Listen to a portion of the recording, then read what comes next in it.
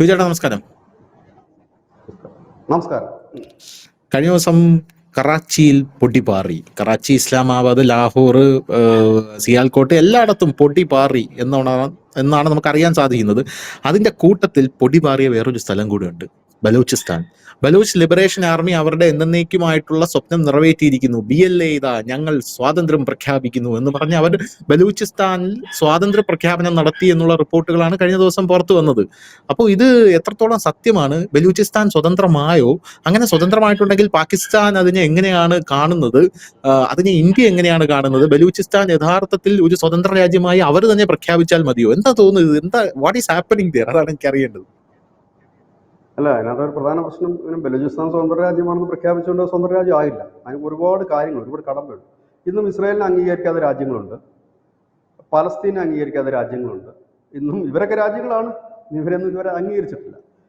എല്ലാ ലോകരാജ്യങ്ങളും അംഗീകരിച്ച് വരിക പ്രയാസകരമാണ്. ഐക്യരാഷ്ട്രസഭയുടെ ലിസ്റ്റിൽ കയറി പറ്റാൻ അതിലേറെ പ്രയാസകരമാണ്. അപ്പോൾ ഇതിന് കുറെ കടമകളുണ്ട്. പിന്നെ ഇവർക്കിപ്പോൾ ഈ ഒരു രാജ്യം സ്വതന്ത്രമാകുമ്പോൾ, അതായത് ഒരു രാജ്യത്ത് നിന്ന് വിഘടിച്ച് സ്വതന്ത്രമാകുമ്പോൾ, ഇല്ലെങ്കിൽ പിന്നെ ലീഗലി സ്വതന്ത്രമാകുന്ന രാജ്യങ്ങൾ, ഇപ്പൊ USSR ഒക്കെ സ്വതന്ത്ര, അതിനകത്ത് ഈ ഉസ്ബെക്കിസ്ഥാനും താജിക്കിസ്ഥാനും ഉക്രൈനും ഒക്കെ സ്വതന്ത്രമായത് അത് ലീഗലി ഉള്ള ഇത് വെച്ചിട്ടാണ് മാറിയത്. പക്ഷെ ഇത് അങ്ങനല്ലല്ലോ. അപ്പൊ സ്വാഭാവികമായി തന്നെ ഇവര് മാറിയിട്ട് കഴിയുമ്പോൾ ഇവര് ഒരു രാജ്യമായി തന്നെ മുമ്പോട്ട് പ്രവർത്തിച്ച് തുടങ്ങണം. അതായത് ഭരണകൂടം അവിടെ വരണം, ഇവരുടെ തന്നെ ഒരു അഡ്മിനിസ്ട്രേഷൻ അവിടെ ഉണ്ടാകണം.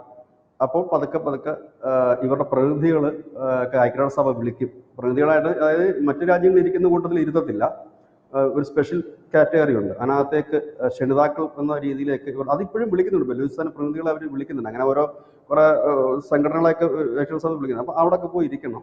അതൊക്കെ കഴിഞ്ഞാൽ വരും. പിന്നെ ഈ ലോകരാജ്യങ്ങൾ, പ്രത്യേകിച്ച് അമേരിക്ക, ഇന്ത്യ, ചൈന, റഷ്യ തുടങ്ങിയവരൊക്കെ ആയിട്ട് നല്ലൊരു ടേംസിലാണ് പോകുന്നതെങ്കിൽ അവരൊക്കെ ഒന്ന് നോക്കും. കൊള്ളാം, നീ അങ്ങനെ വാ, നോക്കാം, നമുക്ക് ഈ CPM പാർട്ടി മെമ്പർഷിപ്പ് കൊടുക്കുന്നുണ്ട്. ആദ്യം പോസ്റ്റർ ഒട്ടിക്കണം, പിന്നെ ചുവരെഴുതണം, അതൊക്കെ കഴിയുമ്പോഴല്ലേ പാർട്ടി മെമ്പർഷിപ്പ് കൊടുക്കത്തില്ല എന്ന് പറഞ്ഞാൽ ആദ്യം ഈ ലെവലിൽ പോയിട്ടാണ് എല്ലാ രാജ്യങ്ങളും അങ്ങനെ തന്നെയാണ് ആകുന്നത്. ഇല്ലെങ്കിൽ നമ്മൾ ലീഗലി, ഇപ്പൊ ഇന്ത്യ പാകിസ്ഥാൻ അത് ലീഗലി ആയ കാര്യങ്ങളാണ്. അങ്ങനെ ലീഗൽ ആകുന്നതിന് അത് കുഴപ്പമില്ല. ഇതിങ്ങനെയാണ്. അതാണ് ഞാൻ നേരത്തെ പലസ്തീൻ്റെ കാര്യവും ഇസ്രായേലിന്റെ കാര്യമൊക്കെ പറഞ്ഞു. ഇസ്രായേൽ അംഗീകരിക്കാത്ത രാജ്യങ്ങളുണ്ട്, പലസ്തീൻ അംഗീകരിക്കാത്ത രാജ്യമുണ്ട്. സ്വതന്ത്ര പാലസ്തീൻ എന്നാണ് അവരുടെ ആവശ്യം തന്നെ. ഇതുവരെ അത് അംഗീകരിക്കപ്പെട്ടിട്ടില്ല, സ്വതന്ത്ര പാലസ്തീനായിട്ട് അംഗീകരിക്കപ്പെട്ടിട്ടില്ല. അപ്പൊ അതേപോലെ ബലൂചിസ്ഥാൻ കുറച്ചാൾ പോകേണ്ടി വരും. പിന്നെ ഈ രാജ്യങ്ങളുടെ, ഈ വൻശക്തികളുടെ പിന്തുണ ഉണ്ടെങ്കിൽ വളരെ എളുപ്പത്തിൽ തന്നെ മറ്റു രാജ്യങ്ങളും, അതായത് ഇപ്പം നമ്മുടെ രാജ്യം ബലൂചിസ്ഥാനുമായിട്ട് ട്രേഡിങ്ങിന് മുമ്പോട്ട് പോവുകയാണെങ്കിൽ സ്വാഭാവികമായി റഷ്യ ട്രേഡിങ്ങിന് വരും, മറ്റുള്ളവർ ട്രേഡിങ്ങിന്, പിന്നെ ആരും വിളിച്ചില്ലെങ്കിലും ചൈന ട്രേഡിങ്ങിന് വരും. പക്ഷെ ചൈനയ്ക്ക് അവിടെ അടുക്കാൻ പറ്റില്ല. അതാണ് അവരുടെ ഒരു വലിയ പ്രശ്നം അവിടെ. കാരണം അവരുമായിട്ടാണ് ഇവന്മാർ ക്ലാഷ് നടക്കുന്നത്. അപ്പോൾ ഈ ബലൂചിസ്ഥാൻ ലിബറേഷൻ ആർമിയുടെ ഈ ബലൂച്ച് എന്ന് പറയുന്ന രാഷ്ട്രത്തിന്റെ പിതാവ് ആരെന്ന് ചോദിച്ചാൽ അവിടുത്തെ ഓരോ ബലൂജികളും പറയുന്നൊരു പേരുണ്ടാകും. അത് ശ്രീ നരേന്ദ്രമോദിയുടെ പേരായിരിക്കും. കാരണം എന്തെന്നറിയാമോ? നരേന്ദ്രമോദി അധികാരത്തിൽ വരുന്നതിന് മുമ്പ് ഈ ബലൂചിസ്ഥാൻ ലിബറേഷൻ ആർമി തകർന്ന തരിപ്പണമായി. കാരണം ഇവരെ സാമ്പത്തികമില്ല, മറ്റു കാര്യങ്ങളില്ല, എല്ലാം ഇല്ലാതെ ഈ ബലൂചിസ്ഥാൻ ആ ഒരു സ്വാതന്ത്ര്യ പോരാട്ടം തണുത്തുപോയി. കാരണം അവരെ മറു സൈഡിൽ നിൽക്കുന്ന അഫ്ഗാനിസ്ഥാൻ താലിബാനാണ്. ഈ താലിബാനെ മുഴുവൻ പിന്തുണയ്ക്കുന്നത് ആരാണ്? പാകിസ്ഥാനാണ്. പാകിസ്ഥാനാണ് ഇവരെ ഇങ്ങനെ പിന്തുണച്ചത്. അപ്പോൾ പാകിസ്ഥാൻ്റെ ആൾക്കാർ അവിടെയും ഇവിടെയും ഒക്കെ നിൽക്കുന്നു, പിന്തുണയില്ല, മറ്റ് ഹെൽപ്പുകളില്ല, അവർക്ക് വേണ്ടി ശബ്ദിക്കാനോ ഇല്ലെങ്കിൽ രഹസ്യമായിട്ട് ഒന്ന് കാണാൻ പോലും ഇവർക്ക് ആൾക്കാരില്ല. അങ്ങനെ നിൽക്കുന്ന സമയത്താണ് അജിത് ഡോവൽ നരേന്ദ്രമോദി കൂട്ടുകെട്ട് 2014 വരുന്നത്. അപ്പം ആ ഒരു വരവാണ് ഇവരെ വീണ്ടും ശക്തി പ്രാപിച്ചത്. കാരണം അവരുടെ ആ ഒരു വരവോടുകൂടി, ഞാൻ ഈ പറയുന്നത് ഒഫീഷ്യലായ കാര്യങ്ങളല്ല, നമുക്ക് പല മാധ്യമങ്ങളിൽ നിന്നും അന്തർദേശീയ മാധ്യമങ്ങളിൽ നിന്നും കിട്ടിയ വിവരങ്ങളുടെ അടിസ്ഥാനത്തിൽ പറയുന്ന കാര്യമാണ്. കാരണം നമ്മുടെ രാജ്യമാണ് അവരെ രാജ്യം ഉണ്ടാക്കി ഹെൽപ്പ് ചെയ്തതെന്നൊന്നും നമുക്ക് മറ്റ് വാർത്തകളിൽ നിന്നും അറിയുന്ന കാര്യങ്ങൾ മാത്രമാണ്. അപ്പോൾ അതിൽ പറയുന്ന കാര്യങ്ങൾ, ഈ അജിത് ഡോവൽ ആദ്യം ചെയ്ത കാര്യം, ഈ ബലൂചിസ്ഥാൻ ലിബറേഷൻ ആർമിയെ ഒന്ന് ശക്തിപ്പെടുത്തി എടുക്കാൻ ഒറ്റയടിക്ക് നടക്കത്തില്ല. കാരണം അതിന് മാത്രം അവർ പോയി കഴിഞ്ഞു. അപ്പം അദ്ദേഹം കണ്ടുപിടിച്ചൊരു എളുപ്പമാർഗം, ഇതേ ആവശ്യം ഉന്നയിച്ചത് സ്വതന്ത്ര ബലൂചിസ്ഥാൻ എന്ന ആവശ്യം ഉന്നയിച്ചുകൊണ്ട് സമരം ചെയ്യുന്ന ബലൂചിസ്ഥാൻ ലിബറേഷൻ ഫ്രണ്ട് ഉണ്ട്, അങ്ങനെ ഒരു 7 സംഘടനകളുണ്ട് അവിടെ. ഈ സംഘടനകളെല്ലാം കൂടി ഒരു കൊടക്കീഴിൽ കൊണ്ടുവന്ന് കഴിഞ്ഞപ്പോൾ എന്ത് പറ്റി? ഈ ചെറിയ സംഘടനകൾ എല്ലാം കൂടെ വന്നു കഴിഞ്ഞപ്പോഴത്തേക്കും വീണ്ടും ഈ ബലൂചിസ്ഥാൻ ലിബറേഷൻ ആർമിക്ക് ഒരു കരുത്തായി. ഒപ്പം തന്നെ ഇന്ത്യയെ കണക്ക് ശക്തമായൊരു രാജ്യം സപ്പോർട്ട് ചെയ്യാൻ ഉണ്ട് എന്നൊരു ധാരണ വന്നു. ഇതേ സമയത്ത് തന്നെ ഇറാൻ അഫ്ഗാനിസ്ഥാൻ ഇവരെ സപ്പോർട്ട് ചെയ്യാൻ തയ്യാറായിട്ടുണ്ട്. കാരണം ഇറാന് വലിയ താല്പര്യങ്ങളുണ്ട് ഈ ബലൂചിസ്ഥാൻ മേഖല. കാരണം അവരുടെ ആളുകളാണ് ഇവിടെ കിടക്കുന്നത് കുറച്ചധികം പേര്. ഈ ഗോത്രവർഗ്ഗങ്ങളാണ് കൂടുതലും ഈ ബലൂചിസ്ഥാനിലുള്ളത്. അപ്പോൾ അവരുടെ കുറേ ഗോത്രവർഗ്ഗത്തിൽപ്പെട്ടവരിവിടെ കിടപ്പുണ്ട്. മറ്റേ താലിബാന്റെ പ്രശ്നം അവരുടെ കുറേ ഏരിയാസ് ഇവിടെ കിടപ്പുണ്ട്. അപ്പോൾ അവരെല്ലാം കൂടെ ഇതിന്റെ പ്രശ്നം അവരെല്ലാം വരാനുള്ള പ്രധാനപ്പെട്ട പ്രശ്നം എന്ന് വെച്ച് കഴിഞ്ഞാൽ നാളെ എങ്ങാനും ഇത് സ്വാതന്ത്ര്യം കിട്ടിയാൽ അഫ്ഗാനിസ്ഥാന് ആ പ്രശ്നമുള്ള അവരുടെ ഭാഗം അവർക്ക് കൊടുക്കാമല്ലോ. ഇവന്മാർ സ്വാതന്ത്ര്യം നേടി കഴിഞ്ഞാൽ നിങ്ങൾ എടുത്തോ എന്ന് പറഞ്ഞാൽ അവരുടെ വിഷയം തീർന്നു. അതിന്റെ കുറച്ച് ഭാഗമാണ് ഈ തെഹ്രിക്ക് താലിബാൻ ഇപ്പോൾ കൈയടക്കി വെച്ചിരിക്കുന്നത്. ആ ഭാഗം വിട്ടുകൊടുത്താലും പ്രശ്നം തീരും. ഇറാനെ സംബന്ധിച്ച് ഇവരുടെ ഈ നമ്മുടെ ഗദ്ദാർ തുറമുഖം ആ ഒരു ഏരിയ അവിടെ കൊണ്ട് ക്ലിയറായി കിട്ടിക്കഴിഞ്ഞാൽ ഇറാന്റെ ഒരു അതിർത്തി ഇറാനും സേഫാക്കി എടുക്കാൻ പറ്റും. അവർക്കുള്ളത് അവർക്കും കൊടുത്ത് ബാക്കിയുള്ളത് ബലൂചിസ്ഥാനും കിട്ടി അവർ ഹാപ്പി ആയിട്ട് മുമ്പോട്ട് പോകുന്നത് കണക്കൂട്ടി ഇവരെല്ലാം കൂടി വന്ന് ഇവരെ പിന്തുണച്ച് രംഗത്ത് വന്നപ്പോഴാണ് ഇവർ വീണ്ടും ശക്തി പ്രാപിക്കാൻ തുടങ്ങിയത്. അപ്പോഴേക്കും ഇവർ ഈ UK അടക്കമുള്ളിടത്തുള്ള ബലൂചിസ്ഥാൻ ഓർഗനൈസേഷൻസ് ഉണ്ട്, അവരെല്ലാം സജീവമാകുന്നത്. അവിടെ നമ്മുടെ ഈ ബലൂചിസ്ഥാൻ കുട്ടികൾ ഒരുപാടൊക്കെ പുറത്ത് പഠിക്കുന്നുണ്ട്. അവരെല്ലാം സ്ട്രൈക്കിന് ഇറങ്ങുകയും ഒപ്പം തന്നെ അവരിങ്ങനെ ഈ ബലൂചിസ്ഥാന് വേണ്ടി പ്രചരണം നടത്തും. അങ്ങനെ വീണ്ടും ബലൂച്ച് വാദം ശക്തി പ്രാപിക്കുകയാണ്. 1948 തുടങ്ങിയത്. പക്ഷേ ഇതിനകത്ത് ലീഗലി അല്ല പാകിസ്ഥാൻ ഈ ബലൂചിസ്ഥാനെ കൂട്ടിച്ചേർത്തിരിക്കുന്നത്. പാകിസ്ഥാൻ അത് തന്നെയാണ് ഇതിൻ്റെ ഏറ്റവും വലിയ പ്രശ്നം. ഈ പാകിസ്ഥാൻ പണ്ട് ഒപ്പിച്ചു വെച്ച പല കാര്യങ്ങളാണ് അവർക്ക് പണി കിട്ടിയിരിക്കുന്നത്. ഈ ലോകബാങ്കിനെ വെച്ചിട്ടാണ് ഇന്ത്യയും പാകിസ്ഥാനും തമ്മിൽ ചേർന്ന് സിന്ധു നദി ജല കരാർ വെച്ചിരിക്കുന്നത്. ഇപ്പോൾ അതേ ലോകബാങ്ക് പറയും ഞങ്ങൾക്കൊന്നും അറിയത്തില്ല, ഇത് നിങ്ങളായി നിങ്ങളുടെ പാടായി എന്ന് അവർ ഓപ്പണായിട്ട്, കാരണം അതിൻ്റെ കാലാവധി കഴിഞ്ഞ് എല്ലാം തീർന്നിരിക്കുന്നു. കാരണം ഇന്ത്യ അത് പുതുക്കാനുള്ള ഒറ്റ കാര്യങ്ങൾ പോലും പാകിസ്ഥാൻ ചെയ്തില്ല.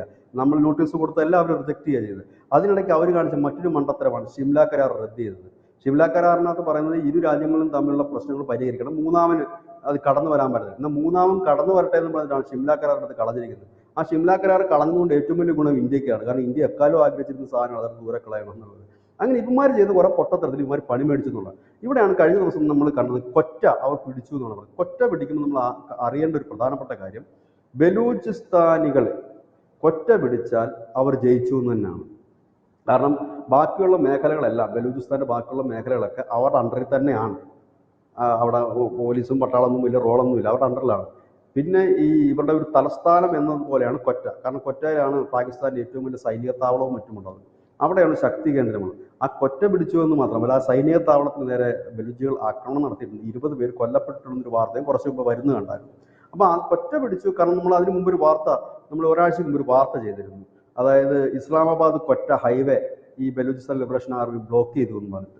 അതിൻ്റെ അർത്ഥം കൊറ്റ പിടിച്ചാൽ, നമ്മൾ പണ്ടും പറയുന്ന കാര്യം, കൊറ്റയാണ് ബലൂചിസ്ഥാൻ ലിബറേഷൻ ആർമി പിടിച്ചിട്ടുണ്ടെങ്കിൽ അവർ സ്വതന്ത്രമായി കഴിഞ്ഞിരിക്കുന്നു. കാരണം കമ്മ്യൂണിക്കേഷൻ പോയിരിക്കുന്നു, എല്ലാ ബന്ധങ്ങളും മുറിഞ്ഞിരിക്കുന്നു. കൊറ്റ പിടിച്ചാൽ, കാരണം കൊറ്റ മാത്രമായിരുന്നു പാകിസ്ഥാന്റെ ശക്തിദുർഗമായിട്ട് അവിടെ ഉണ്ടായിരുന്ന സ്ഥലം. അപ്പോൾ അവിടെ ഇപ്പോഴത്തെ അവസ്ഥയിൽ അവിടെ ഒരു വാർ ഫ്രണ്ട് ആണ് എന്ന് നമുക്ക് പറയേണ്ടി വരും.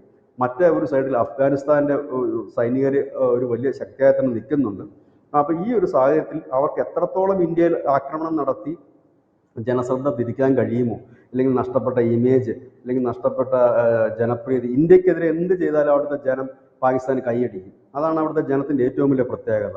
എന്നാൽ തങ്ങളെ കൊലയ്ക്ക് കൊടുക്കാനാണ് ഇവന്മാര് പോകുന്നത് എന്ന് ഉള്ളൊരു ബോധം അവർക്കില്ല. ഇന്ന് ഞാൻ ഈ കരസേനാ മേധാവി മുനീറിന്റെ ഒരു വീഡിയോ കാണുകയുണ്ടായി. നമ്മുടെ ടൈംസ് ഓഫ് ഇന്ത്യ ആ വീഡിയോ നൽകിയിട്ടുണ്ട്. ആ വീഡിയോയിൽ, അത് എന്നത്തെ വീഡിയോ ആണെന്ന് അറിയത്തില്ല, അദ്ദേഹം ഈ സൈനികർക്ക് ഒരു ഉപദേശം കൊടുക്കുകയാണ്. സൈനികരോട് പറയാണ്, അള്ളാഹ് നിങ്ങളുടെ കൂടെയുണ്ട്, ദൈവം നിങ്ങളുടെ കൂടെയുണ്ട്, ധൈര്യമായിട്ട് പൊക്കോളൂ, നിങ്ങൾ ജയിച്ചു തന്നെ വരൂ. ഒരു സൈനിക മേധാവിയാണ് പറയുന്നത്, ദൈവം നിങ്ങളുടെ കൂടെ ഉണ്ട്, നിങ്ങൾ പൊക്കോളൂ, നിങ്ങൾക്ക് എല്ലാവരും തോൽപ്പിക്കാൻ കഴിയുമെന്ന്. സാധാരണ സൈനിക മേധാവിയുടെ സൈന്യത്തോട് പറഞ്ഞാൽ പോയി അവനെ തീർത്തിട്ട് വാന്ന് പറയുന്നതിന് വരെ പറയണം, ദൈവമുണ്ട്, നിങ്ങൾ പൊക്കോ, ഞാൻ മുങ്ങാൻ പോവാണ്, നിങ്ങൾ വിട്ടോ എന്ന് പറഞ്ഞിട്ട് പോകുന്ന ഒരു കാര്യം. ഇതാണ് അവിടുത്തെ ഒരു അവസ്ഥ. ഇന്ത്യക്കെതിരെ എന്ത് നടന്നു കഴിഞ്ഞാലും അവിടുത്തെ ജനങ്ങൾ ശക്തമായിട്ട് തന്നെ, അതായത് അന്ധമായ മതതീവ്രവാദികളുടെ ഉദ്ബോധനത്തിൽപ്പെട്ട് കിടക്കുന്ന ഒരു ജനത, അവരിപ്പോഴും കുഴിയിലാണ്. അവർക്ക് ഇതുവരെ നേരം വെളുത്തിട്ടില്ല. അവർക്ക് അവരെക്കുറിച്ച് അറിയില്ല. എന്താണ് ലോകത്ത് ഒരു രാജ്യത്തിന് കണ്ടുപിടിക്കുമാരെ, എന്തിനേറെ പറയുന്നു, സൗദി അറേബ്യ, അതാണല്ലോ മുസ്ലിം സമൂഹത്തിന്റെ ഏറ്റവും പരിപാവനവും പരിശുദ്ധവുമായ ഒരു ഇടം എന്ന് പറയുന്നത്. അവർ പോലും പറഞ്ഞു, ഇനി മേലാൽ ഞങ്ങളുടെ രാജ്യത്ത് കയറി പോരാന്ന് പറഞ്ഞു. ഇവരോട് മാത്രമല്ല, നമ്മുടെ ബംഗ്ലാദേശികളോടും പറഞ്ഞിട്ടുണ്ട്, ഇനി കയറിപ്പോരുത്. 2 കോടി പേരാണ് ഇവന്മാർ ഇത്ര നാൾക്ക് ഇവന്മാർ ശല്യം ഉണ്ടാക്കുന്നത്, ഇറങ്ങി പൊക്കളാൻ പറഞ്ഞു കൊടുക്കുന്നത്. കാരണം അതിനും മാത്രം തലവേദന അവർക്കുണ്ട്. ഈ ഗൾഫ് രാഷ്ട്രങ്ങൾക്ക് ഉണ്ടാക്കി കൊടുക്കുന്നുണ്ട് ഈ പാകിസ്ഥാനികളും ബംഗ്ലാദേശികളും. അവർക്കും കണ്ടുകൂടാ. പിന്നെ തുർക്കിക്ക് പിന്നെ ഈ തട്ടിമുട്ടി നിൽക്കുന്ന തുർക്ക് ചുമ്മാ ഞങ്ങളിവിടെ ഉണ്ടെന്ന് അറിയിക്കാൻ വേണ്ടിയിട്ട് അവിടെ ഉണ്ടാക്കി വെച്ചിരിക്കുന്ന പാട്ട എന്തെങ്കിലും വിറ്റ് തുലയ്ക്കാൻ പറ്റുമെന്ന് അറിയാൻ വേണ്ടിയിട്ടാണ് അവർ വരുന്നത്. ചൈനയ്ക്കുള്ള സ്നേഹം എന്ന് വെച്ചാൽ ചൈനയിൽ വേസ്റ്റ് ആയിട്ടിരിക്കുന്ന സാധനങ്ങൾ ഇവിടെ കൊണ്ട് കൊടുക്കുക. മുമ്പ് ധനുഷ് തന്നെയാണ് എൻ്റെ അടുത്ത് പറയാൻ തോന്നുന്നു, പണ്ട് ഈ ചൈനയുടെ ഷഡ്ഡി ആയിരുന്നു പാകിസ്ഥാൻ മാസ്ക് ആയിട്ട് അവർ ഉണ്ടാക്കി കൊടുത്തിരുന്നത് എന്നുള്ളത്. അപ്പം ചൈനയുടെ ഷഡ്ഡി ആയിരുന്നു എന്ന് പറയുമ്പോൾ അത് സെക്കൻഡ് ഹാൻഡ് ഷഡ്ഡി ആയിരുന്നു എന്ന് കൂടെ ആലോചിക്കണം. അതെ, അതാണ്. അപ്പം അവരുടെ വേസ്റ്റ് തള്ളാൻ ഒരു ഇടമായിട്ടാണ് അവർ കാണുന്നത്. കണ്ടില്ലേ അവരുടെ എത്ര മിസൈലാണ് ഇന്ത്യ വന്ന് പൊട്ടാതെ കിടക്കുന്നത്. അതൊന്ന് ആലോചിച്ച് നോക്കണം. അവരുടെ പിന്നെ ഫൈറ്റർ ജെറ്റ് അടിച്ച് താഴെയിട്ട്, അവരുടെ പോട്ടെ അമേരിക്കയുടെ തന്നെ ഫൈറ്റർ ജെറ്റാണ് F-16 എന്ന് പറയുന്നത്, അതടിച്ച് താഴെയിട്ട്. അതിനൊരു കാരണമുണ്ട്. കാരണം ഈ വിമാനങ്ങൾ മെയിൻ്റെനൻസ് ചെയ്യണം, വരുന്ന വിമാനം, അതിനുള്ള പൈസയും അമേരിക്കയാണ് കൊടുത്തുകൊണ്ടിരുന്നത്. കാരണം ആ വിമാനങ്ങൾ ഈ പാകിസ്ഥാനിൽ തുരുമ്പടിക്കുന്നത് കാണുന്നത് മോശമല്ലേ, കാരണം അമേരിക്ക വലിയ കൊട്ടിക്കൊഴിച്ചിറക്കിയ സാധനമാണ്. അപ്പോൾ അത് മെയിൻറ്റെയിൻ ചെയ്യാൻ വേണ്ടി ഈ അടുത്താണ് ഒരു 394 കോടി രൂപ പാകിസ്ഥാന് കൊടുത്തിട്ട് അതൊക്കെ തൂത്തുടച്ച് വൃത്തിയാക്കി വെക്ക്, പണിയൊന്നും നടന്നില്ലെങ്കിൽ ഇരിക്കട്ടെ ഈ സാധനം എന്ന് പറഞ്ഞു ആ പൈസ എടുത്തിട്ട് വീണ്ടും അങ്ങോട്ടും ഇങ്ങോട്ടും പുട്ടടിച്ച് തീർത്ത്. അപ്പം ഇതൊക്കെയാണ് ഈ മരുന്നിലായി സമയം വന്നപ്പോൾ എല്ലാ രാജ്യങ്ങളും അവരുടെ മനസ്സിലുള്ള പക മുഴുവൻ തീർത്തിരിക്കുന്നു, ശരിക്കും ഒറ്റപ്പെട്ടിരിക്കുന്നു. ഇപ്പോഴും അവർക്ക് കാര്യം മനസ്സിലാകുന്നില്ല, ഇപ്പോഴും ഗീർവാണം പറഞ്ഞുകൊണ്ടിരിക്കുകയാണ്. പക്ഷെ ഗീർവാണം പറഞ്ഞ് തീരുമ്പോഴേക്കും ഇപ്പോൾ ബലൂചിസ്ഥാൻ്റെ ഒരു സ്വതന്ത്ര മുന്നണി ഒരു പോരാളിയുണ്ട്, ഒരു കവിയോടാണ് അദ്ദേഹം, അതിൻ്റെ പേര് മിർ ബലൂചി എന്നാണ്. ഈ മിർ ബലൂചി ഇപ്പോൾ ലോകത്തിനൊരു ആഹ്വാനം നൽകിയിട്ടുണ്ട്.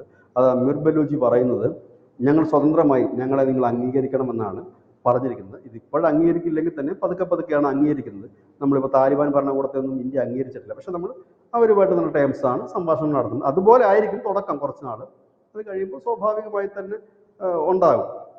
പക്ഷേ പാകിസ്ഥാൻ്റെ അവസ്ഥ എന്താകും എന്നുള്ളത് കാത്തിരുന്ന് കാണേണ്ടതായ ഒരു അവസ്ഥയാണ്. ഇന്നലെ തന്നെ അവിടുത്തെ കുറച്ചധികം ഉദ്യോഗസ്ഥന്മാരും ചില രാഷ്ട്രീയ നേതാക്കളും പിന്നെ ഈ പുറത്തേക്ക് പോയിട്ടുണ്ട് എന്ന് ആ വിദേശ ഗൾഫ് രാഷ്ട്രത്തിലേക്കാണ്, ഒമാനോ ഖത്തർ അങ്ങനെ കുറേ രാജ്യങ്ങളിലേക്കാണ് പോയിരിക്കുന്നത്. ലാഹോറിൽ നിന്ന് വിമാനം പോയിട്ടുണ്ടായിരുന്നു. അപ്പം പോയിട്ടുണ്ടെന്നാണ് അറിയുന്നത്. എനിക്കൊന്നും ഈ മുനീറൊക്കെ മുങ്ങിയിട്ടുണ്ടോയെന്ന് പോലും സംശയമുണ്ട്. കാരണം അതാണ് അപ്പോൾ അവരുടെ ഒരു അവസ്ഥ. ഇതുങ്ങളെ കൊലക്ക് കൊടുത്തിട്ട് അങ്ങേരൊക്കെ ഇവന്മാരെല്ലാം പോയി കളഞ്ഞിരിക്കുന്നു. കണ്ടില്ലേ 50ഓളം അവർ സൈനിക താവളകളിൽ നിന്ന് ഈ അടി തുടങ്ങിയപ്പോൾ തന്നെ മുങ്ങി പട്ടാളം. ഈ സൈന്യത്തെ കൊണ്ട് എന്ത് ചെയ്യാൻ കഴിയും? ആണവായുധം പ്രയോഗിക്കുക എന്ന് പറഞ്ഞാൽ അത്ര എളുപ്പമുള്ള കാര്യമില്ല. ഇന്നലത്തെ അടി കണ്ടില്ലേ, സാമ്പിൾ വെടിക്കെട്ടാണ് ഇന്നലെ നടന്നത്. ഇനി ആണവായുധം അങ്ങനെയാണ് അവർ പ്രയോഗിക്കുന്നെങ്കിൽ അത് പറ്റില്ല. അങ്ങനെ പ്രയോഗിച്ചാൽ പാകിസ്ഥാൻ പിന്നെ ഇല്ല ഭൂപടത്തിൽ. അത് കൃത്യവും വ്യക്തവുമാണ് അവന്മാർക്ക്. ഇപ്പോഴും അവന്മാർക്ക് അതിന് നേരം വെളുത്തില്ല എന്നുണ്ടെങ്കിൽ അവരെ ദൈവം തന്നെ രക്ഷിക്കട്ടെ എന്ന് പറയാനുള്ളത് നമുക്ക്. താങ്ക് യു ചേട്ടാ, താങ്ക് യു സോ മച്ച്.